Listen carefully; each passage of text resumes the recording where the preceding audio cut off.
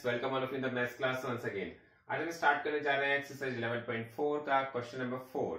इसे क्वेश्चन में देखते हैं इस क्वेश्चन में हमें क्या करना है।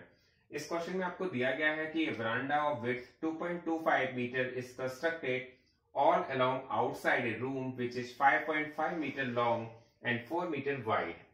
Find the area of the verandah and the cost of the cementing floor at 200 rupees per metre square. देखिए, जैसे हमने अभी 1 2 3 क्वेश्चंस को कंप्लीट किया है, वह बिल्कुल सिमिलर क्वेश्चन है। आप क्वेश्चन को बहुत ही ज्यादा क्लियरली समझिए। पहले आपसे कहा गया एक रूम है जिसकी लेंथ 5.5 मीटर है, ब्रेथ उसकी 4 मीटर है, और इसके आउटसाइड देखिए यहां पर मैं अंडरलाइन कर रहा हूं। आपसे कहा गया इसके आउटसाइड हमें एक वरांडा बनाना है जिसकी विड्थ 2.25 मीटर है। तो इसके आउटसाइड मैंने एक वरांडा बना दिया है यहां पर जिसकी विड्थ है हमारे पास 2.25 मीटर। तो ये जो विड्थ है ये है 2.25 मीटर, ये जो विड्थ है ये भी सेम है 2.25 मीटर। हमें एक बात को ध्यान रखना पड़ेगा, यहां पर ये आउटसाइड दिया है या इनसाइड दिया है। ये हमारा सबसे इंपॉर्टेंट है कि जो आप वरांडा बनाने जा रहे हैं वो कहां पर है। तो यहां पर तो कहा गया रूम के आउटसाइड बनाया है, तो रूम की डायमेंशन 5.5 मीटर 4 मीटर दी गई है। आपको क्या करना है, यहां पर आपके पास दो रेक्टेंगल अब दिखाई दे रहे हैं, 2 रेक्टेंगल्स दिखाई दे रहे हैं। एक आउटर रेक्टेंगल है, एक इनर रेक्टेंगल है, और इनर रेक्टेंगल की डायमेंशंस तो आपके पास ऑलरेडी दी गई हैं 5.5 मीटर एंड 4 मीटर। अब आपको क्या करना है, आउटर रेक्टेंगल की डायमेंशंस को भी फाइंड करना है। आउटर रेक्टेंगल की डायमेंशंस को फाइंड करने के लिए आपको क्या करना पड़ेगा, 5.5 में आपको ऐड करना पड़ेगा 2.25 प्लस 2.25। आप देखिए जैसे हमारे पास जो इनर रेक्टेंगल है उसकी लेंथ दे रखी है 5.5 मीटर, आप 2.25 इधर भी ऐड करेंगे 2.25 इधर भी ऐड करेंगे, तो हमारे पास इसकी टोटल लेंथ कितनी आ जाएगी 5.5 प्लस 4.5। अब देखिए 2.25 को ऐड करते हैं तो कितना आता है 4.5, और 4.5 और 5.5 को ऐड करेंगे तो आपके पास आ जाएगा 10 मीटर। तो इसका मतलब हमारे पास जो आउटर रेक्टेंगल है उसकी लेंथ आ गई है 10 मीटर। ये आपको क्लियर हो जाना चाहिए। सिमिलरली अगर हम इसकी ब्रेथ देखेंगे, ब्रेथ आपके पास जो दी गई है 4 मीटर की दी गई है, और अगर हम इसमें 2.25 दोनों साइड से ऐड करेंगे तो आपके पास इसमें आ जाएगा 4 प्लस 4.5, और ये हो जाएगा 8.5 मीटर। तो यहां पर थोड़ा स्पेस कम पड़ गया है, लेकिन आपको समझ में आ जाना चाहिए ये जो लेंथ है, ये जो ब्रेथ है आपके पास, ये आ जानी चाहिए 8.5 मीटर। ये हमारा क्लियर हो जाना चाहिए।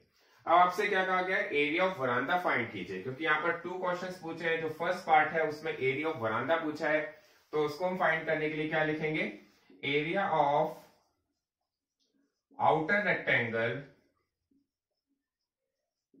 Minus area of inner rectangle. देखिए यहां पर आपको एक बात बहुत ही क्लियर हो जानी चाहिए, जो वरांडा जिसका एरिया हमसे पूछा गया है वो ये पार्ट है जिसको मैं शेडेड कर रहा हूं, क्योंकि लास्ट के अभी हमने 2-3 क्वेश्चन किए हैं उसमें भी इसी तरह से किया है। सेम हमारा जो कॉन्सेप्ट है वो यूज हो रहा है, केवल हमारे पास यहाँ पर जो चेंज हो रही है, तो जो डिजिट्स हैं, जो उसकी वैल्यूज हैं वो चेंज हो रही है, डायमेंशंस चेंज हो रही है, लेकिन क्वेश्चन का कॉन्सेप्ट सेम है। तो यहां पर हमारे पास जो एरिया ऑफ आउटर रेक्टेंगल है वो क्या होगा, L इंटू बी। जो एरिया ऑफ इनर रेक्टेंगल है वो क्या होगा, वो L इंटू बी। देखिए यहां पर हमने जो डायमेंशंस लिए हैं आउटर रेक्टेंगल की वो कैपिटल L और कैपिटल B लिया है। जो इनर रेक्टेंगल की डायमेंशंस ली है वो स्मॉल l और स्मॉल b लिया है, क्योंकि 2 रेक्टेंगल है, दोनों की हमें कुछ ना कुछ डिफरेंट लेना पड़ता है। इसको हमने कैपिटल ले लिया, इसको स्मॉल ले लिया है।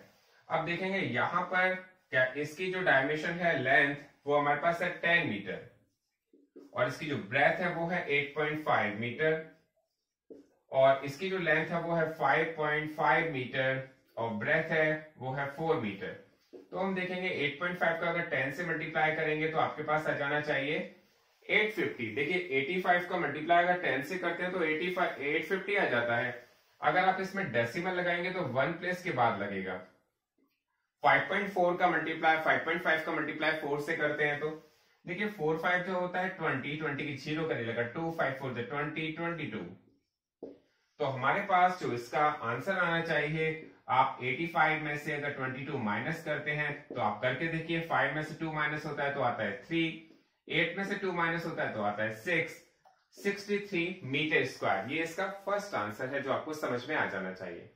सेकेंड पार्ट बहुत ही इजी है, आपसे कहा गया है द कॉस्ट ऑफ सीमेंटिंग।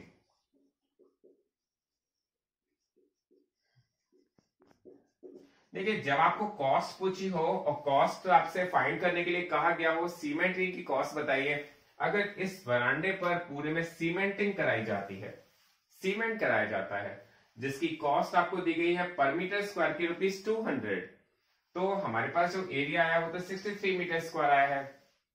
उन्होंने हमसे कहा है 1 मीटर स्क्वायर में अगर सीमेंटिंग कराते हैं तो ₹200 लग जाते हैं, लेकिन हमारे पास जो एरिया आया है वो तो 63 मीटर स्क्वायर आया है। तो कॉस्ट ऑफ सीमेंटिंग को फाइंड करने के लिए आपको क्या करना पड़ेगा, यहां पर कॉस्ट दी गई है ₹200 पर मीटर स्क्वायर, तो यहां पर हमारे पास जो 63 का मल्टीप्लाई 200 से करना पड़ेगा, तो आपके पास इसकी कॉस्ट आ जाएगी। अब देखते हैं मल्टीप्लाई करके, 3 का मल्टीप्लाई 2 से करते हैं तो 3 2 जा आता है 6, 6 2 जा 12 और 2 जीरो लगी हुई है तो आ जाएगा ₹12,600। ये इसका सेकंड आंसर होगा। अब आप इस क्वेश्चन को बहुत अच्छी तरह समझ गए होंगे। इसके 2 आंसर हैं, पहला आंसर है 63 मीटर स्क्वायर, सेकंड आंसर है ₹12,600। ये दोनों ही क्वेश्चन, दोनों ही पार्ट आपको समझ में आ जाने चाहिए।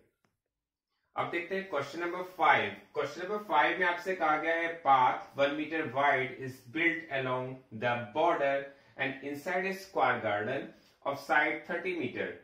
Find the area of the path and the cost of planting grass in the remaining portion of the garden at ₹40 per meter square।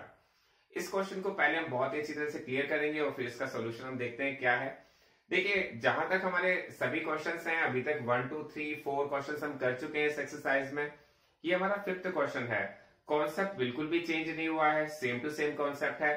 देखिए, इस क्वेश्चन को अगर हम बहुत ध्यान से पढ़ेंगे, यहाँ पे लिखा हुआ है पाथ बनाना है, मतलब एक रास्ता बनाना है एक स्क्वायर गार्डन के ऑल अराउंड, लेकिन वो रास्ता कहां बनाना है आपको बहुत ध्यान से समझना पड़ेगा और इसको अंडरलाइन करना पड़ेगा।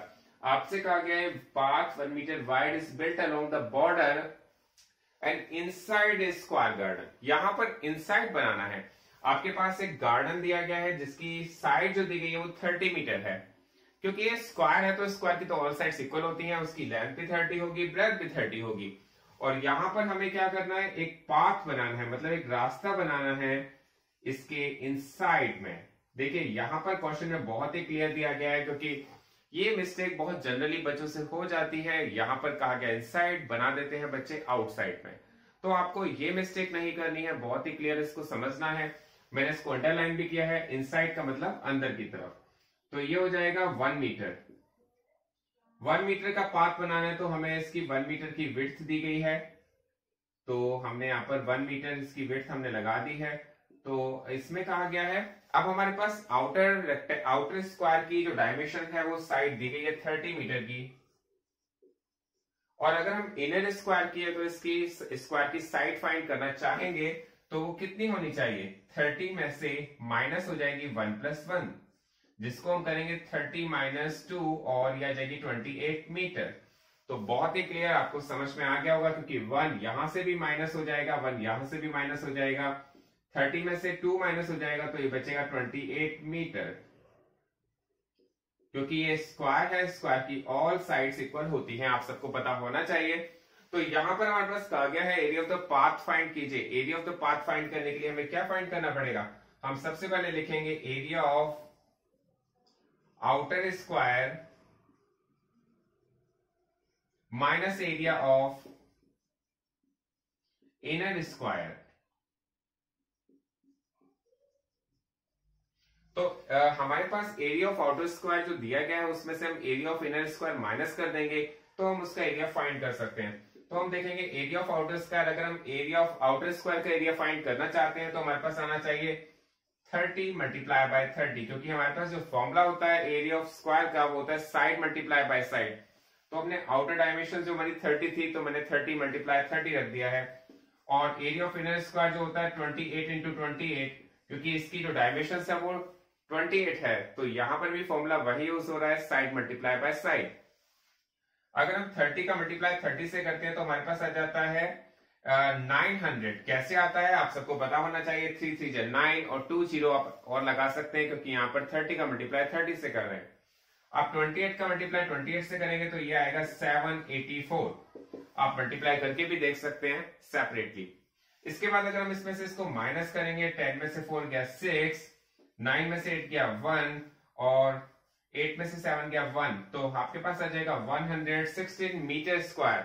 इसका मतलब ये हुआ कि आपके पास जो एरिया ऑफ द पाथ, जो मैं आपको यहाँ पर शेडेड पार्ट में करके दिखा रहा हूं, इसका एरिया आपको फाइंड करना है। तो आपके पास जो आया है वो आया 116 मीटर स्क्वायर। तो ये बात क्लियर हो गई होगी। आपका क्वेश्चन नंबर फर्स्ट पार्ट इसमें कंप्लीट हो गया है। अब देखते हैं सेकंड पार्ट। सेकंड पार्ट को बहुत ध्यान से पढ़िए। सेकंड पार्ट में कहा गया है the cost of planting grass in the remaining portion of the garden. अगर हम गार्डन पे, क्योंकि एक गार्डन है हमारे पास, ये बचा है, तो सबसे पहले हम देखेंगे हमारे पास एरिया ऑफ द गार्डन कितना है। Area of remaining portion of garden,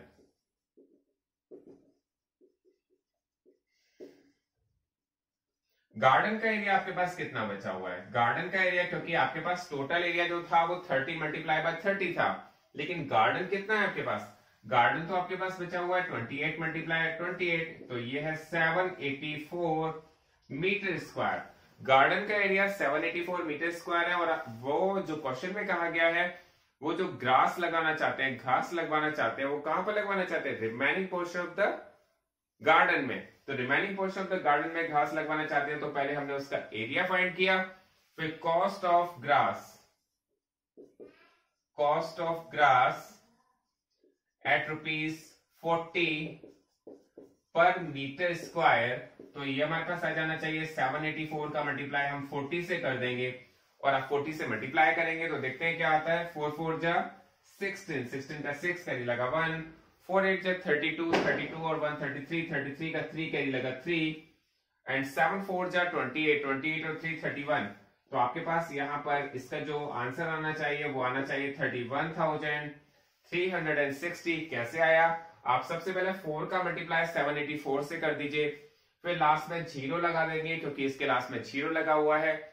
तो यहां पर हमारे पास इससे दो पार्ट आ गए हैं। नंबर 1 हमारा आंसर 116 मीटर स्क्वायर है। दूसरा है अमाउंट जो हमारे पास ग्रास का आया 31,360। ये क्वेश्चन यहां पर कंप्लीट हो गया है।